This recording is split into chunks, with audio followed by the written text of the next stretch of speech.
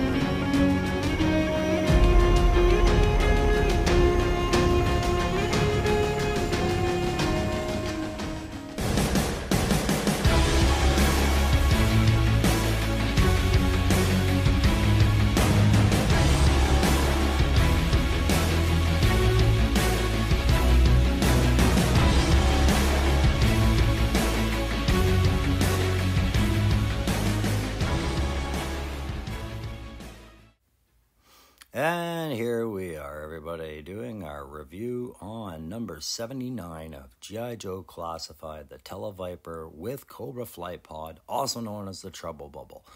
We're going to focus on the Tele Viper first, and then focus on the pod itself and all the accessories. But let's start with that file card. So as stated on these file cards, which, as you know, the Crow uses as the ultimate frame of reference to get to know a character, they read as Cobra Communications, codename Televipers. File names are classified. Primary military specialty is communications, and secondary military specialties are electronics, and they are born of various countries. These are the RTOs, the radio telecommunications operators of the Cobra Ground Force. They carry a standard modular radio pack that contains as a main unit a VHF transceiver equipped with an automatic frequency hopper, a crypto unit, and passive jamming and anti-jamming devices. The Tele Viper helmet contains a high-resolution earphones with a overload dampeners and 2 sets of voice-actuated microphones. The interior of the helmet offers an alternate LED readout triggered through the optimal computer pack. Okay. Optional transmission modes include the microwave beam and the laser, both available as add-ons to the basic pack. Interesting. So I should take this time to say thank you very much to Aaron the Toy Enhancer, who pushed this entire big, large box of amazing into my hands just as I was leaving his place from Joe Fest Adventures, heading back to Ontario. It was quite the effort to pack, and it was quite worthwhile, and I never really... While I said thank you, I think a couple of times, and I was very appreciative, I never took the time to really stare into this thing because it was the first time I had seen an original Cobra flight pod in my hands. I had seen the Python Patrol variant, and I'm not a big fan of the Python Patrol colors, but I had to say that Tele Viper, those helmets, they really actually do look good in any color. And the truth of the matter is the Tele Viper was amazing once I had it out of the box. So I had to look at a few things. One, did I have this one as a kid? No, I did not. Two, did I think this one was cool as a kid? No, I did not. And three, did I have a flight pod as a kid? Yes, I did. And the Tele Viper was indeed on the box, just as with the Ram Cycle Breaker was on that. So I see what you're doing here, Classified. You're giving us drivers for vehicles that didn't have drivers, and you're keeping it kind of in play with not just what we've seen in 82 and on with the character that's on the box with the vehicle may end up with that vehicle in the Classified line. But, hey, what's the deal with radio operators? Come on. I mean, let's get real. It seems they don't want to arm them with any kind of standard weapon. They give them a fancy set of radio equipment and, in this case, some sort of multi-purpose sci-fi radar laser designator Jawa-style blast gun. Interesting. But don't worry, it's got blast effects no matter what it is. So as I referenced to earlier, the Breaker and the Ram set, the Baroness and the Coil set, these sets that have the one vehicle that never came with a driver, now coming with a driver, even a communications officer or an iconic character, are actually a pretty good grab at the prices that Hasbro seems to release them at. And I can accept that as a change to the intent of reflecting that 82 line and adapting it for a new market. However, I do feel there was a little bit of robbery done here in the fact that this is how you have to go to get your Tele Viper. It's odd that such a great troop build character has to come with this vehicle when they're just a communications officer, which to me is a section attachment. Every section of Vipers or Cobra Infantry or Serpents should have some form of a Tele Viper with them. He is shooting ranges, he is jamming equipment, he is sending signals and breaking up the ability to track them using all his tech and everything like that. And that's not always going to be mounted in a flight pod. And so regardless of how I might feel about the pairing of a troop build Tele Viper figure with a generic flight pod that originally came with no figure, I do feel that Hasbro did do a good job in making this particularly available and abundant, which is often a problem with troop builds and with a lot of the more affordable vehicles now. If we look at the recent selling features or selling points of the Ferret and the pre-orders of the Wreckage and the Tiger Paw, the pre-orders for other vehicles are a good reflection of where this could have gone. But the flight pod, the Trouble Bubble, the flight pod, I feel is one of those exceptions. It's almost in the same category as a Ram. Hasbro knew people could picture and shelve quite a few of these if they wanted to. They are a good size for a troop build in the Joe classified 6-inch line. And so having them at the price point at where they are here in Canada, you pick them up for about $80 or so.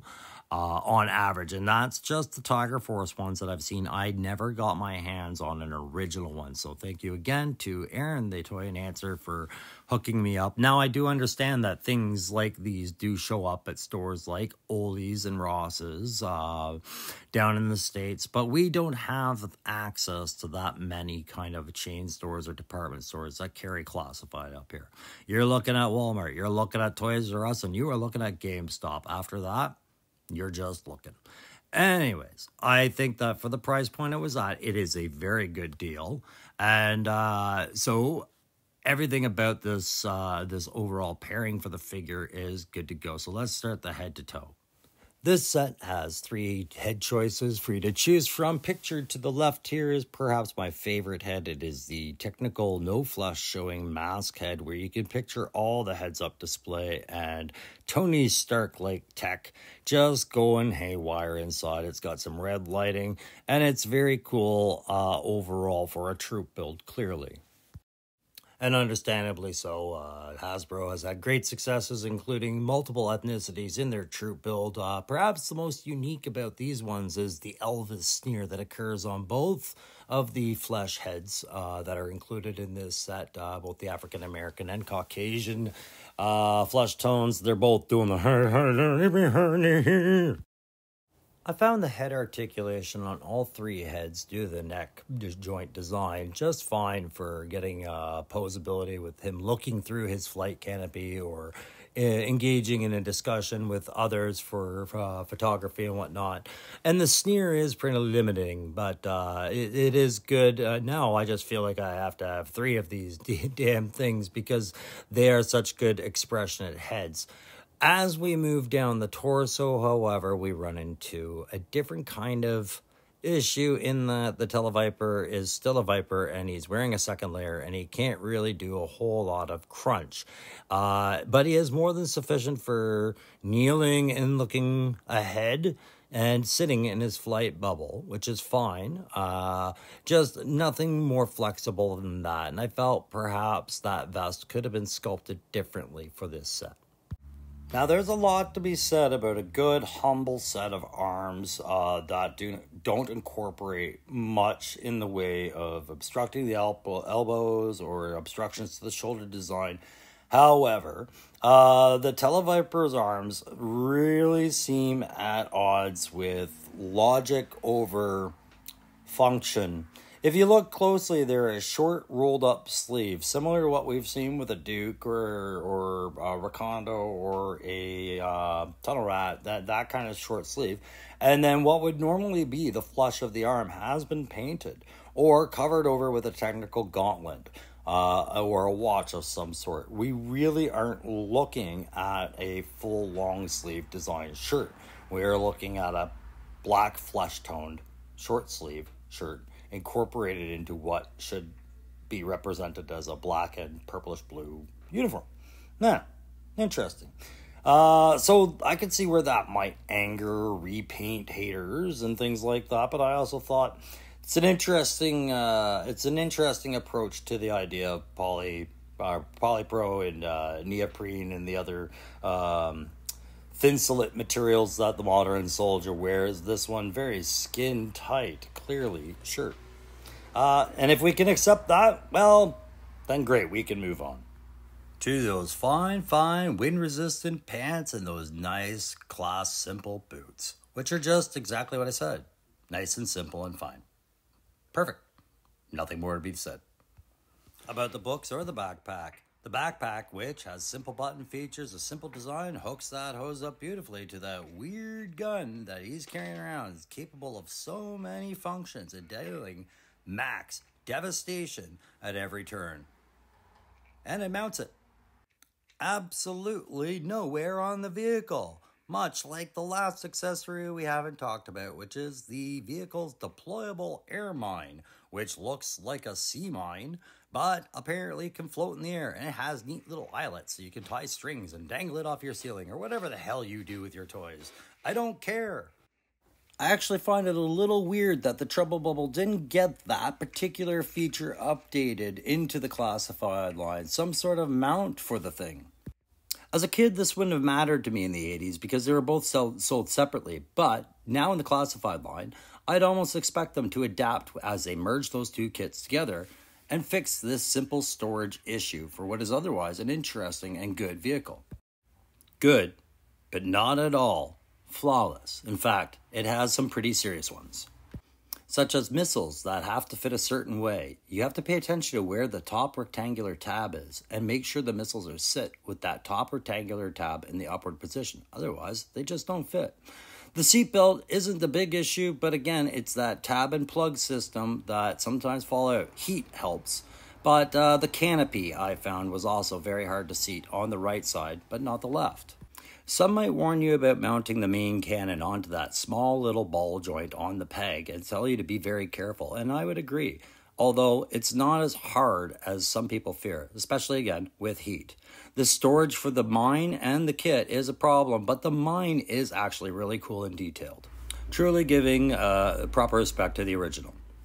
Now, what I really enjoyed about this particular vehicle was all the neat little accents they put on it, and the rocker bar for the handles, how it moved forward and allowed you to get your figure in with handles, hands on handles with fingers on brakes and a nice readout screen. The fact that it could pivot forward and allow you to seat your figure, then buckle them in, then close her up was a real great play feature for this and made everything easier.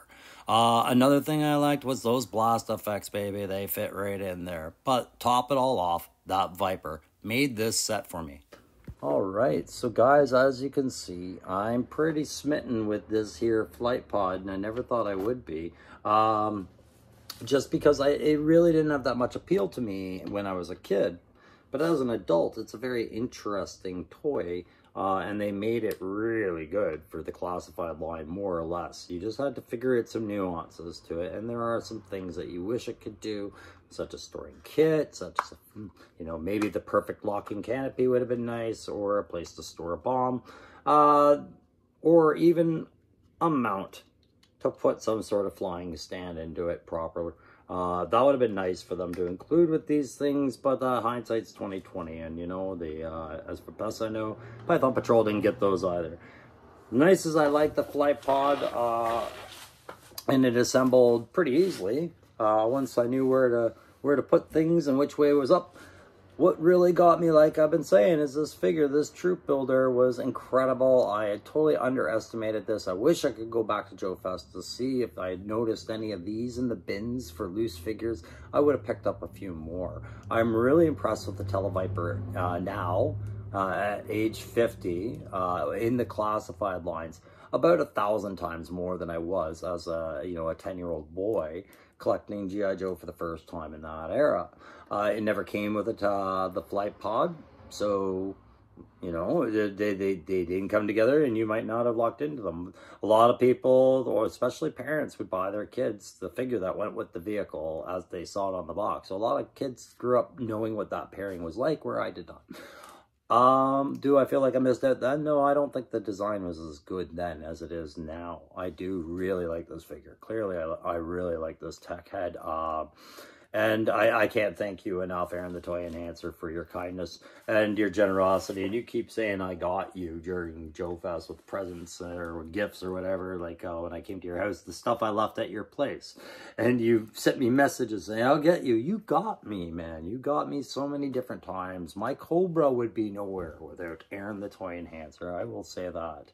And of course, my Joes would be nowhere without 3-Star Draw, my backyard battlefield. And so, you know, the generosity of my friends needs to be rewarded with my appreciation, and I do my best every time to show these guys how much I appreciate them. And as the changes to the channel come, I'm going to show you, the subscribers, how much appreciation I have for all of you as I continue to improve the channel with things like little dumb skits or what's to come or sub-stories, A-plots, B-plots, reviews, conversions, TCCC, tactical perspective. It doesn't matter. I'm going to keep this going into year 2.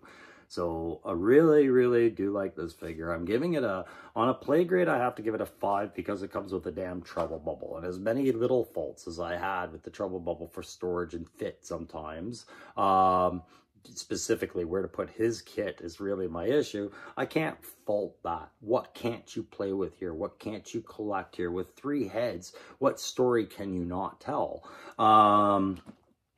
Yeah, easy 5 for play. For tack, it's a lot of sci-fi at play, so to pick holes in that would take forever. You know, is the idea of a flying treble bubble a viable concept? I mean, to a degree it is, in the way that we've come to know it in the G.I. Joe lore, and what it's represented, probably not. I mean, it's a pretty soft target if you ask me, and I wouldn't militarize it. I maybe rescue, search and rescue, things like that, but glass canopy combat, soft little, no front armor. 1 gun, 2 missiles, poses a big threat. I'd go after it. Anyways, enough. That's what my tactical perspective is. So the tack, you know, I'm still on the sci-fi factor. I'm gonna give this about a 3.5. Here's why. Okay, so you have 2 missiles that are dog boned. I don't care. They launch, right? No problems. Gun. And maybe you did hit 2 of the 3 Sky Strikers you were going after. The weapon system, the way it is, even as a sci-fi gun, I see no housing for a power source, generator, ammunition, if it were a real gun, anything. It's just this independent little piston and return assembly with some fancy wires.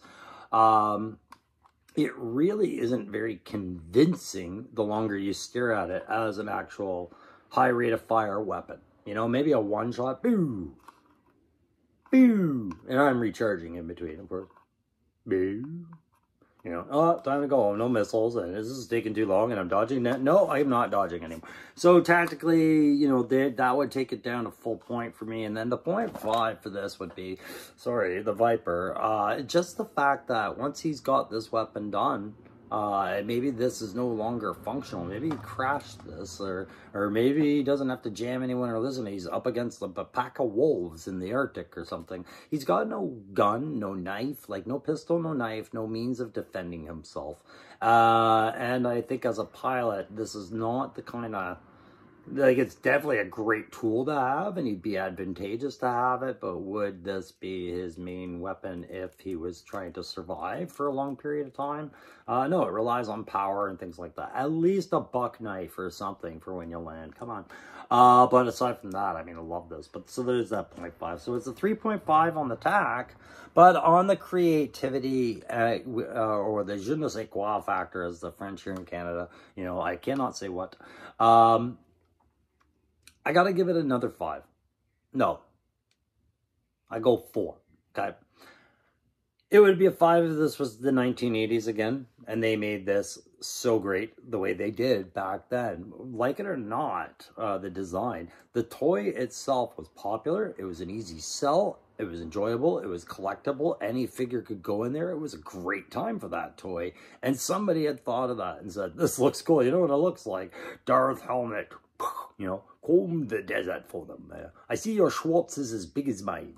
Or like some old rat rod from the old 70s. What was the old Doom Buggy? Like that kind of thing, right? Pardon me while I ramble on. But the thing is, back then the concept was really great. Now, I can only give them credit for having updated it in a very effective manner. But there were things that they could have gotten creative with and didn't, and that was the stowage of the mine, stowage of the Viper's kit, or the Tele Viper's kit, now that he is coming with this, and a little bit more emphasis on what kind of power or ammo or threat this weapon poses.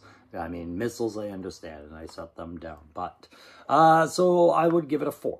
Okay, QC issues I had, okay, I mentioned them in there. It's a tough fit for that canopy sometimes, and the dog bone missiles, if you don't put them on the right way, which is with the little rectangular tab upwards. If you have a look here, you can see, well, if I hold it properly, there's a little rectangular tab just on the upper side of the missile, and it's got to be on the upper side of where it seats on this, so once it's facing up, that's a proper locked-in missile. But if I were to try and lock that in on the other side, because this one's properly locked, you can see that tab. If I were to do that on the other side with this missile, I would have to do it upside down to have it face the right direction. The slope of the slide angle would be fine. Sorry, was that the right one? Yeah. Anyways, I found they rattled around and they didn't lock as much. Maybe it was just something I was dealing with at the time. Perhaps it was gummed up with a bit of play dirt in it still. I just found a fitting issue with it last night as I was doing this. And they can easily drop off and get lost. A simple bump sometimes. They are locked in pretty good. I'd have to shake it to do it, but they'll snag on things as you're moving them around. So just be aware the missiles aren't a hard lock, they're a soft lock.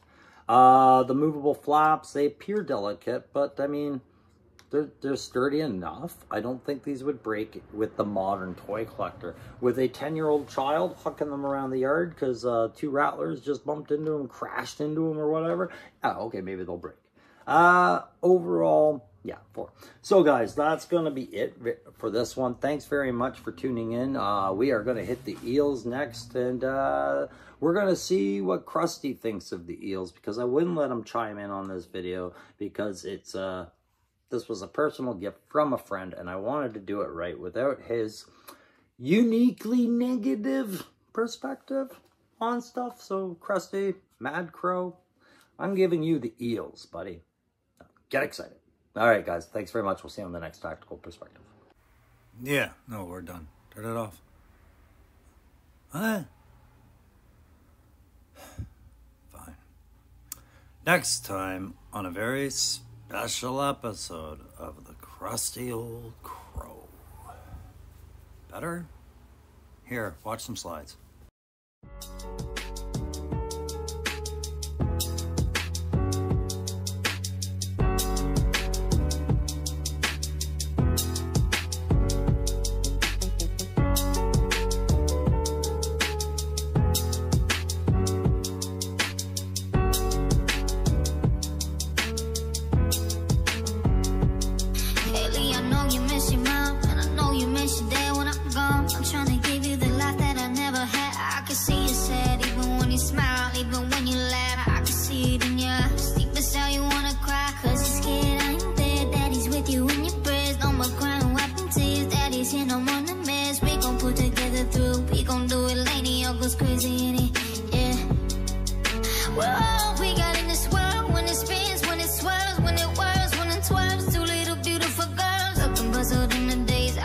Confusing you, daddy's always on the move, mama's always on the news. I try to keep you sheltered from it, but somehow it seems the harder I try to do it, the more it backfires on me. All the things growing up, the daddy he had to see, daddy don't want you to see, but you see just as much as he did. We did not plan it to be this way, your mother and me. Things that got so bad between us, I don't see us ever being together ever again like we used to be when we was teenagers. But then of course everything always happens for a reason. I guess it was never meant to be. That's just something we have no control over, and that's the destiny is. No more worries, rest your head and go to sleep. Maybe one day we'll wake up, this will all just be a dream. Now hush little baby, don't you cry, everything's gonna be alright. Stiffen up that upper lip, little lady, I told you that he's here to hold you through the night. I know mommy's not here right now, we don't know why. We feel how we feel inside. It may seem a little crazy, pretty baby, but I promise mama's gonna be alright. It's funny, I remember back when you and Dad